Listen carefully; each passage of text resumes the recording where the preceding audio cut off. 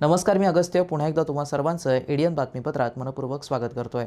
आज दिवसभरात घडलेल्या संपूर्ण घटनांचा आढावा आपल्याला घ्यायचाच आहे, परंतु त्या अगोदर नजर टाकूया आज दिवसभरात घडलेल्या काही महत्त्वाच्या आणि ठळक घडामोडींवरती। 2 वर्षाच्या चिमुकल्याला 25 वेळा चावा, 20 मिनिटं मारहाण, एकाने केल्या उलट्या। फर्स्ट क्राय इंटेलिटॉट्स प्रीस्कूल मधील संतापजनक प्रकार उघडकीस।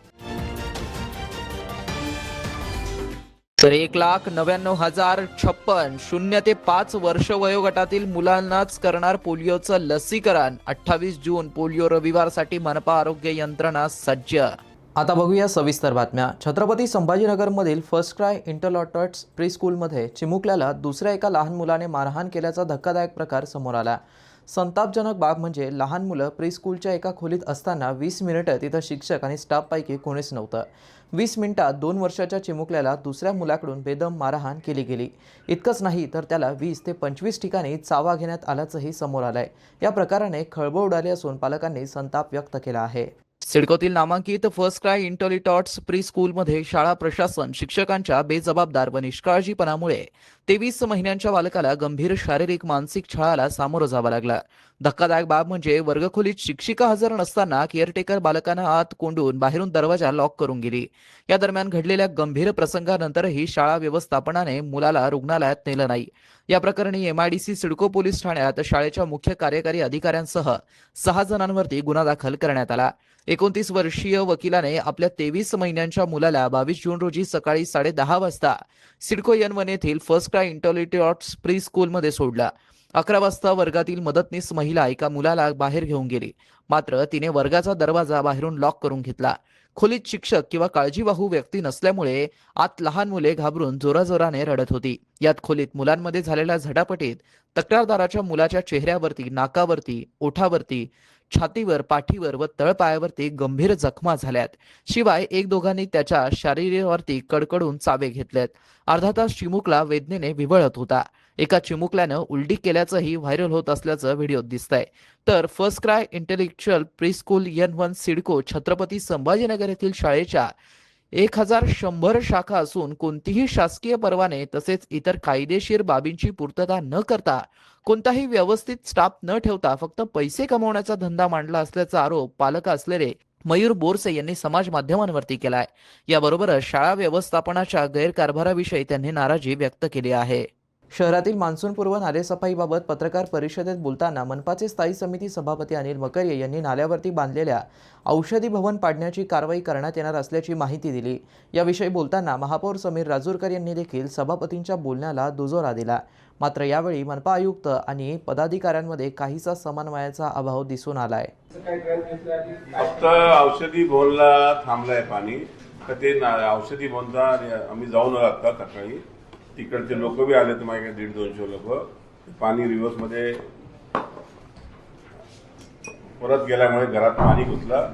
औषधी भवनचा नोटीस देऊन साहेबांना सांगितलं की कारवाई करा किंवा औषधी भवन तोडून टाकू। आपण मागच्या वेळेस ठरलं होतं ते तोडायचं, ते काही साफसफाई करत नाही, त्याच्यामुळे अर्धा शहर पाण्यामध्ये आहे। औषधी भवन, जनता बँक आणि नाथ मार्केट काय डिटेल काय म्हणजे औषधी भवनचं किती वर्षासाठी दिले आपण ते आता त्याच्यामध्ये श्रीमंतीने केलंय साफसफाई। ऐका ना, इथे असं आहे, नाला हा सी आणि डी, नाला सी आणि डी या संदर्भातलं स्पेशल ड्राईव्ह कधी ना कधी आपल्याला घ्यावं लागणार आहे की जो किराडपाड्यापासून चालू होतो आणि तो एंड होतो जवळपास सिद्धार्थ गार्डनच्या बाजूला, तो आहे सी। आणि एक डी आहे जो सारस्वत बँकेच्या तिथून येतो आणि नागेशवाडीतून अक्रॉस होऊन समर्थनगरला मिळतो, बरोबर आहे। ह्या सी आणि डीच्या बाबतीमध्ये जेव्हा जेव्हा म्हणजे मी याचं उत्तर याच्यासाठी देतोय की किल्लारीनं जेव्हा भूमिगत गटार योजना आपली पहिली झाली त्यावेळेस सुद्धा हेच 2 नाले सुटले, कारण की ॲडजस्टंट रिटर्निंग वॉलपाशी असलेले खूप घरं आणि ओपन सोडलेली ड्रेनेज लाईन ही टनल हबला म्हणजे टनल मॅनहोलला ही आजपर्यंत जोडल्या गेली नाही. सी आणि डी मध्ये मोठं प्रमाण आहे त्याच्यामुळे तिकडचा जो डिस्चार्ज आहे तो सगळा डिस्चार्ज समर्थनगरला HDFC पर्यंत किंवा असं करत करत सिद्धार्थ गार्डन पर्यंत जातो. ते एकीकृत सी आणि डी च्या बाबतीत म्हणजे माननीय सभापतींनी सांगितलेले मुद्दे करेक्टच आहेत, त्यात काही दुमत नाहीये. परंतु सी आणि डी च्या बाबतीत हे आपल्याला धोरण निश्चिती करणं फक्त पावसाळ्यामध्ये त्याची धोरण निश्चिती करता येत नाही, कारण तिथे ज्या काही आतमध्ये जाऊन आपल्याला टनल हब जोडायचे ह्याला प्रचंड पाऊस असताना आपण जर त्याच्यात काही करायला गेलो तर त्रास व्हायची शक्यता जास्त असते, कारण water flow plus drainage water flow हे दोन्ही पण वाढलेले असतात. पण नक्कीच ही पावसाळा संपल्यानंतर we are sitting together and finalise the C आणि डी. राज्यात मोठ्या प्रमाणावरती पाणी टंचाईमुळे भीषण परिस्थिती निर्माण झाली आहे. आदिवासी मेळघाट भागात पिण्यायोग्य पाणी देण्यात सरकार अपयशी ठरलं असल्याचा आरोप आमदार अंबादास दानवे यांनी विधान परिषद सभागृहात केला असून राज्य सरकारनं आदिवासी बांधवांना स्वच्छ पाणी द्यावं यासाठी राज्य सरकारनं नियम 289 अन्वये चर्चा करावी यासाठी त्यांनी सभागृहात सूचना मांडली आहे. सभापती महोदय, या महाराष्ट्राला मेळघाट माहिती नाही अशातला काही भाग नाही. या राज्यामध्ये ठिकठिकाणी पाणी टंचाईचा मोठा मुद्दा आहे आणि पाणी टंचाईने एक भीषण परिस्थिती धारण केलेली आहे. परंतु याच्यावर काही ना काही उपाय, टँकर वगैरे या सगळ्या विषय राज्य सरकार करण्याचा प्रयत्न करते, जनता करण्याचा प्रयत्न करते. परंतु मेळघाट हा भाग आदिवासी बहुल भाग आहे आणि या ठिकाणी पिण्यायोग्य पाणी देण्यासाठी सरकार अपयशी ठरलेलं आहे सभापती महोदय. आणि म्हणून सरकार उपाययोजना करताना कालच उच्च न्यायालयाने सरकारच्या या बाबीवर भूमिका प्रश्न निर्माण केलेला आहे सभापती महोदय.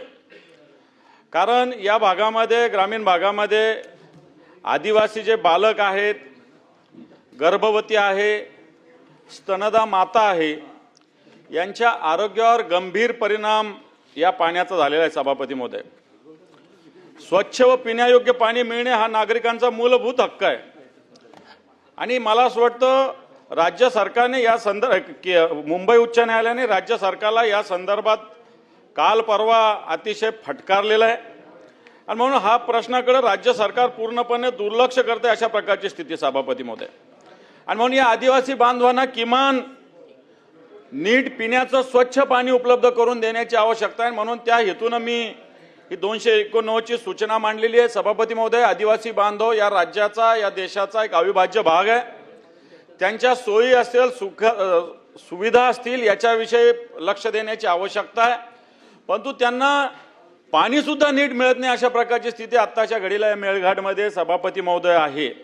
आणि याच्याकडे राज्य सरकारला, कोर्टाला सांगावं लागतं की राज्य सरकारची अशा पद्धतीनं जबाबदारी सभापती महोदय, स्वच्छ पाणी हा मूलभूत हक्क आहे अशा प्रकारची भूमिका कोर्टाने मागलेली आणि कोर्टाने असंही म्हटलेलं की पाण्यासाठी दाद मागावी लागते, याच्यापेक्षा दुर्दैव कोणतं आहे अशा प्रकारची भूमिका जर उच्च न्यायालय मांडत असेल तर राज्य सरकार या प्रश्नाच्या बाबतीत किती संवेदनशील आहे हा प्रश्न आदिवासी बांधवांच्या मनामध्ये निर्माण झालेला आहे सभापती महोदय.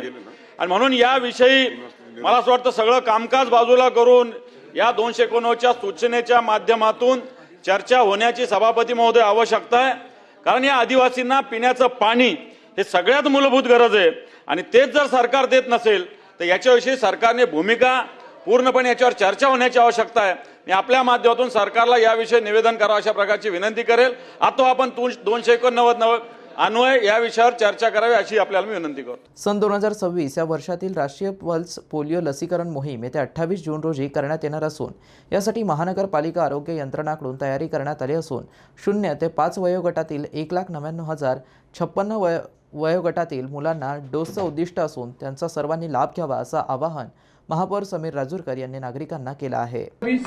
28 जूनचा जो ड्राईव्ह आहे तो बायोवॅलेट म्हणजे BOPV लसीचा वापर त्याच्यामध्ये आपण करणार आहे.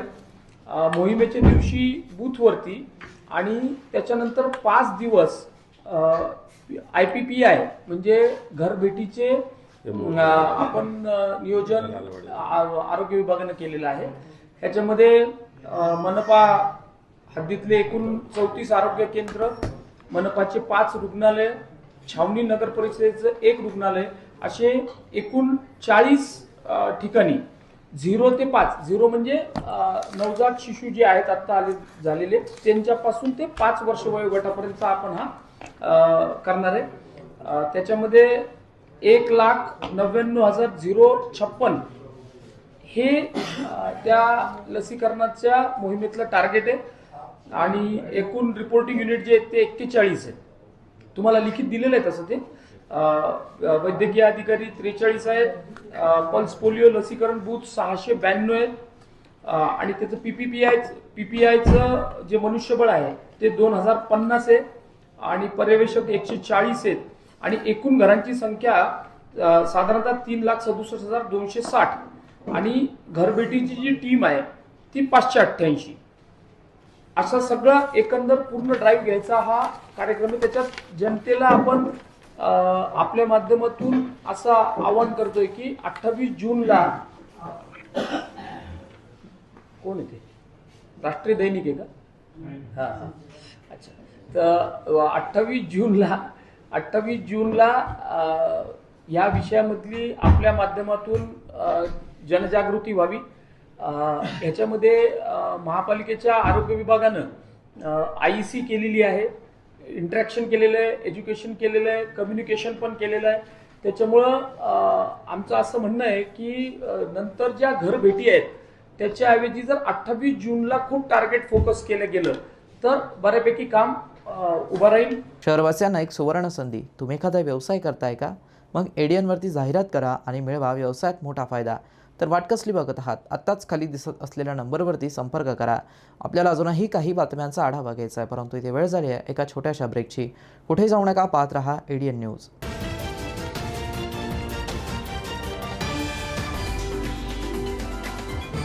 एक फेक सरकारी डॉक्यूमेंट बनाना बहुत मुश्किल है. बिल्कुल नहीं. सबसे पहले ऑफिसर का नाम, डिपार्टमेंट का नाम, उसका नकली बट असली दिखने वाला सिग्नेचर और एक डरावना सा इल्जाम. Child pornography, income tax, GST की चोरी. और फिर उसके बाद लिखो नोटिस और सेंड. सब फंसेंगे और हमें मिलेंगे पैसे. गलत. ये साइबर अपराधी हमें डराना चाहते हैं. क्या आप जानते हैं कि सरकारी ईमेल आईडीज हमेशा gov.in से एंड होते हैं. ऐसे नोटिस मिले तो सरकारी वेबसाइट से नंबर लेकर कॉल कर सकते हैं टू चेक कि नोटिस असली है कि नहीं. लगता है अब सब लोग साइबर दोस्त को फॉलो कर रहे हैं. स्कैमर्स के घिसे पिटे तरीकों को मत दो tension. India stop, think then take action.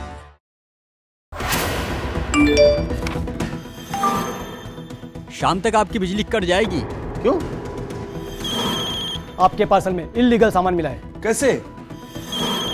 तुम्हारा बेटा रेपिस्ट के साथ पकड़ा गया है. कहा? क्या हुआ, डर गए? अब ये जो कहेंगे मान भी जाओगे. बेटे को फोन किया? नहीं. आपका यही डर साइबर अपराधियों की ताकत है. सावधान रहें.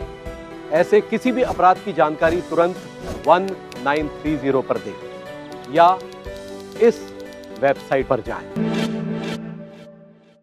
आपका लालच, डर और लापरवाही साइबर अपराधियों के 3 बड़े हथियार हैं. सावधान रहें. ऐसे किसी भी अपराध की जानकारी तुरंत 1930 पर दें या इस वेबसाइट पर जाएं. हाँ, और सबसे जरूरी, साइबर अपराधियों से एक कदम आगे रहने के लिए आज और अभी I4C गृह मंत्रालय के official social media handle cyber दोस्त को फॉलो करें. साइबर दोस्त का साथ दें और साइबर अपराध को मात दें. रुको, सोचो और एक्शन लो.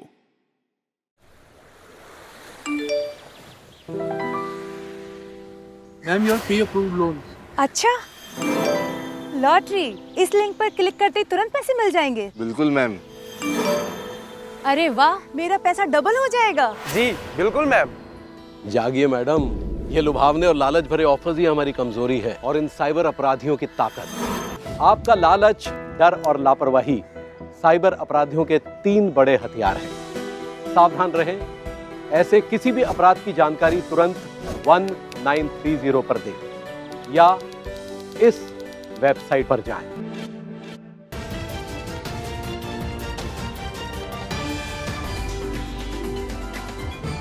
नमस्कार, ब्रेकनंतर पुन्हा एकदा स्वागत. आपण बघत आहात एडियन बातमीपत्र. मराठवाड्याच्या औद्योगिक, कृषी आणि आर्थिक विकासात गेल्या 57 वर्षांपासून महत्त्वपूर्ण भूमिका बजावणाऱ्या chamber of Marathwada industries and agricultural CMIA या संस्थेने 2026-27 या वर्षासाठीच्या नवीन कार्यकारिणीची घोषणा केली असून संस्थेच्या अध्यक्षपदी अथर्व वेशराज नंदावत यांची तर मानद सचिवपदी अजिंक्य सावे यांची निवड करण्यात आली आहे. संस्थेच्या 58व्या वर्षासाठी नीती से निर्मिती हे ब्रीदवाक्य निश्चित करण्यात आलंय. CMIA 2026-27च्या कार्यकारिणीमध्ये अध्यक्षपदी अथर्व वेशराज नंदावत, उपाध्यक्ष मिहिर सौंदलगेकर, मानद सचिव अजिंक्य सावे, सहसचिव सौरभ छल्लानी, मानद कोषाध्यक्ष CS सोहम कोटक, सहकोषाध्यक्ष ऋषिकेश जाजू यांची निवड करण्यात आली आहे. यावेळी माजी अध्यक्ष उत्सव माच्छर उपस्थित होते. विभाग प्रमुख म्हणून वाळूज विभागासाठी हर्षित मोदाने, सहप्रमुख आनंद मोदाने, ऑरिक विभागासाठी डॉक्टर विक्रांत भाले, सहप्रमुख रोहित दशरथी, उर्वरित मराठवाडा विभाग अनुज बन्सल, सहप्रमुख यशराज पित्ती, गव्हर्नमेंट रिलेशन्स ऋषिकेश गवळी, सहप्रमुख Mukund Soni, business facilitation cell Ravis Soni, सहप्रमुख Amol Mohite, woman leadership forum Gauri Mirashi, skill development cell Ankita Kale, सहप्रमुख अनिकेत पाटील, IT सेल उत्कर्षा पाटील, सहप्रमुख प्रियंका चोप्रा, मेंबरशिप रिलेशन्स जयराज पाटील आदींची उपस्थिती होती. मराठा आरक्षण उपसमितीने दिलेल्या विविध सूचनांनुसार विभागातील सर्व जिल्ह्यांमध्ये मराठा कुणबी जात प्रमाणपत्र तसेच जात पडताळणी प्रमाणपत्रे निर्धारित मुदतीत वितरित करण्याची कार्यवाही पूर्ण करावी, तसेच प्रलंबित प्रकरणांवरती नियमानुसार कार्यवाही करून त्यांच्या तातडीने निपटारा करावा असे निर्देश प्रभारी आयुक्त खुशालसिंह परदेशी यांनी संबंधित अधिकाऱ्यांना दिले आहेत. विभागीय आयुक्त कार्यालयात आयोजित बैठकीत छत्रपती संभाजीनगर विभागातील छत्रपती संभाजीनगर, जालना, बीड, परभणी, लातूर, धाराशिव, नांदेड आणि हिंगोली जिल्ह्यांमधील मराठा कुणबी जात प्रमाणपत्र व जात पडताळणी प्रमाणपत्र वितरणाच्या कामकाजाचा आढावा परदेशी यांनी दूरदृश्य प्रणालीद्वारे घेतला. यावेळी अपर आयुक्त मंजुषा मिस्कर व तहसीलदार KK भदाने उपस्थित होते. तसेच सर्व जिल्ह्यातील जात पडताळणी समितीचे अध्यक्ष, उपविभागीय अधिकारी आणि संबंधित तहसीलदार ऑनलाईन माध्यमातून बैठकीस उपस्थित होते. बैठकीत जिल्हानिहाय जात प्रमाणपत्र व पडताळणीसाठी प्राप्त अर्ज, निकाली काढलेले अर्ज, अवैध अर्ज तसेच प्रलंबित अर्जांची कारणांसह माहिती सादर करण्यात आली. यावेळी बोलताना परदेशी म्हणाले की मराठा आरक्षण उपसमितीने मराठा कुणबी जात प्रमाणपत्र देण्याबाबत विविध सूचना केल्या आहेत. त्या अनुषंगाने सर्व जिल्ह्यांनी शासनाच्या नियमानुसार जलद गतीने कार्यवाही करून आवश्यक अहवाल सादर करावेत. हे अहवाल शिंदे समितीसमोर मांडण्यात येणार आहे. तसेच कोणताही अर्ज 90 दिवसांपेक्षा अधिक काळ प्रलंबित राहणार नाही याची दक्षता घेण्याचे निर्देश त्यांनी दिले. सध्या 90 दिवसांहून अधिक काळ प्रलंबित असलेल्या प्रकरणाचा नियमानुसार तातडीने निपटारा करण्यावरही त्यांनी भर दिला. अपर आयुक्त मंजुषा मिस्कर यांनाही संबंधित अधिकाऱ्यांना प्राप्त अर्जावरती वेळेत कार्यवाही करण्याबाबत मार्गदर्शन केलं. तसेच अवैध ठरवण्यात आलेल्या अर्जांबाबत स्पष्ट कारणे नमूद करण्याच्या सूचनाही यावेळी देण्यात आल्या आहेत. खुलताबाद तालुक्यातील गल्ले बोरगावसह परिसरात मंगळवारी सायंकाळच्या सुमारास 1 तास जोरदार पाऊस झाला. त्यानंतर बुधवारी दिवसभर रिमझिम पावसाची संततधार सुरू राहिल्याने परिसरातील नद्या, नाले आणि ओढ्यांना पाणी आलं आहे. या पावसामुळे गल्ले बोरगाव परिसरातील खोकरी नदीवरील विविध ठिकाणचे कोल्हापुरी बंधारे ओसंडून वाहू लागले आहेत. परिसरातील जलस्रोतांना नवसंजीवनी मिळाली आहे. अनेक दिवसांपासून पावसाच्या प्रतीक्षेत असलेल्या शेतकऱ्यांना या पावसामुळे मोठा दिलासा मिळालाय. खोकरी नदीत पाण्याची आवक वाढली आहे. दरम्यान पावसामुळे खरीप हंगामातील पेरणीच्या कामांना गती मिळणार असल्याची अपेक्षा शेतकऱ्यांकडून व्यक्त करण्यात येत आहे. गेल्या काही दिवसांपासून पावसाने दडी मारल्याने चिंतेत असलेल्या बळीराजाला या पावसाने दिलासा दिला असून आगामी काळातही समाधानकारक पाऊस झाल्यास शेतीला मोठा फायदा होणार आहे. भारत निवडणूक आयोगाच्या निर्देशानुसार राज्यात राबवण्यात येत असलेल्या विशेष सखोल मतदार पुनर्परीक्षण मोहिमेच्या प्रभावी अंमलबजावणीसाठी व्यापक जनजागृती, लोकप्रतिनिधी व सामाजिक संस्थांचा सहभाग तसेच प्रशासनातील सर्व यंत्रणांमध्ये समन्वय आवश्यक असून कोणताही पात्र नागरिक मतदार यादीपासून वंचित राहणार नाही याची दक्षता घ्यावी असे निर्देश अपर मुख्य सचिव तथा मुख्य निवडणूक अधिकारी एस चोक्कलिंगम यांनी केला आहे. जिल्हाधिकारी कार्यालयात आयोजित विशेष सखोल मतदार पुनर्परीक्षण मोहिमेच्या आढावा व मार्गदर्शन बैठकीत ते बोलत होते. यावेळी विभागातील जिल्हाधिकारी, उपजिल्हा निवडणूक अधिकारी, मतदार नोंदणी अधिकारी तसेच निवडणूक विभागाचे वरिष्ठ अधिकारी उपस्थित होते. मुख्य निवडणूक अधिकारी चोक्कलिंगम म्हणाले की मतदार यादी अधिक अचूक, पारदर्शक व अद्ययावत करण्यासाठी निवडणूक आयोगाने विशेष सखोल मतदार पुनर्परीक्षण मोहीम हाती घेतली आहे. नागरिकांच्या शंकांचं निरसन करण्यासाठी मदत कक्ष स्थापन करून त्यांना वस्तुनिष्ठ माहिती उपलब्ध करून द्यावी. स्थानिक लोकप्रतिनिधी, सामाजिक संस्था, स्वयंसेवी संघटना, मतदान केंद्रस्तरीय प्रतिनिधी आणि स्वयंसेवक यांना विश्वासात घेऊन ही मोहीम राबवण्यात यावी. भारतीय संविधान, लोकप्रतिनिधी कायदा तसेच सर्वोच्च न्यायालयाच्या संबंधित निर्णयाचा अभ्यास करून कायदेशीर तरतुदींनुसार कार्यवाही करण्यात यावी. कोणत्याही पात्र नागरिकाचं नाव मतदार यादीतून वगळलं जाणार नाही. तसेच अपात्र नोंदींची काटेकोर छाननी करूनच आवश्यक निर्णय घेण्यात यावेत असं स्पष्ट केलंय. मोहिमेच्या अंमलबजावणीसाठी करण्यात आलेल्या पूर्वतयारीचा सविस्तर आढावा घेण्यात आला. मतदान केंद्रनिहाय उद्दिष्ट निश्चित करून मतदार यादी मॅपिंगच्या कामाला गती देणं, आवश्यक मनुष्यबळ उपलब्ध करून देणं, प्रशिक्षण कार्यक्रम, पडताळणी प्रक्रिया तसेच अर्ज व्यवस्थापन या संदर्भात संबंधित अधिकाऱ्यांना मार्गदर्शन करण्यात आलं. विशेष सखोल मतदार पुनर्परीक्षण मोहिमेअंतर्गत 30 जून ते 29 जुलै 2026 या कालावधीत मतदान केंद्रस्तरीय अधिकारी मतदारांच्या घरी प्रत्यक्ष भेट देऊन गणना अर्जांचं वितरण व संकलन करणार आहेत. यावेळी मतदारांची माहिती, नाव, पत्ता, छायाचित्र तसेच या माहितीतील विसंगती आणि इतर तपशिलांची पडताळणी केली जाणार आहे. तसेच अनुपस्थित, स्थलांतरित, मृत अथवा डुप्लिकेट नोंदींची तपासणी करून मतदार यादी अधिक अचूक करण्यावरती भर देण्यात येणार आहे. ही संपूर्ण अचूक माहिती डिजिटल पद्धतीने अपडेट करण्याचं काम वेळेत झाल्याचीही संबंधितांनी खात्री करून घेण्याची सूचनाही त्यांनी यावेळी केली आहे. चोक्कलिंगम यांनी विशेष सखोल मतदार पुनर्परीक्षण मोहीम राबवण्यासंदर्भातील संबंधित अधिकारी यांना अडचणी व शंकांचं निरसन करत त्यांच्या मार्गदर्शन केलंय. तसेच केलेल्या सूचनांची नोंद घेत विशेष सखोल मतदार पुनर्परीक्षण मोहीम लोकशाही बळकट करण्यासाठी महत्त्वपूर्ण असून प्रशासन, लोकप्रतिनिधी, सामाजिक संस्था आणि नागरिकांच्या सक्रिय सहभागातून ही मोहीम यशस्वी करण्याचं आवाहन त्यांनी केलं आहे. बैठकीत विभागातील सर्व जिल्हाधिकाऱ्यांनी आपल्या जिल्ह्यातील तयारीची माहिती सादर केली. प्रशिक्षण, जनजागृती, मॅपिंग, BLO नियुक्ती, अर्ज वितरण व पडताळणी प्रक्रिया यासाठी आवश्यक ती सर्व तयारी पूर्ण करण्यात आल्याचं सांगण्यात आलंय. यावेळी नांदेड जिल्हाधिकारी राहुल कर्डिले, बीड जिल्हाधिकारी विवेक जॉन्सन, परभणी जिल्हाधिकारी संजय सिंग चव्हाण, धाराशिव जिल्हाधिकारी कीर्ती किरण पुजार, हिंगोली जिल्हाधिकारी राहुल गुप्ता, जालना जिल्हाधिकारी आशिमा मित्तल, अपर आयुक्त खुशाल सिंह परदेशी, मंजुषा मिरकर यांच्यासह संबंधित अधिकारी आणि कर्मचारी उपस्थित होते. शेवटी पुन्हा एकदा नजर टाकूया आज दिवसभरात घडलेल्या काही महत्त्वाच्या आणि ठळक घडामोडींवरती. 2 वर्षाच्या चिमुकल्याला 25 वेळा चावा, 20 मिनिटं मारहाण, एकाने केल्या उलट्या. फर्स्ट क्राय इंटेलिटॉट्स प्रीस्कूलमधील संतापजनक प्रकार उघडकीस. तर 1,99,056 0 ते 5 वर्ष वयोगटातील मुलांनाच करणार पोलिओचं लसीकरण. 28 जून पोलिओ रविवारसाठी मनपा आरोग्य यंत्रणा सज्ज. आणि याबरोबरच हे बातमीपत्र इथेच संपलं. पुन्हा भेटूया पुढील बातमीपत्रात. तोपर्यंत पाहत रहा आपल्या हक्काचं बातमीपत्र ADN न्यूज.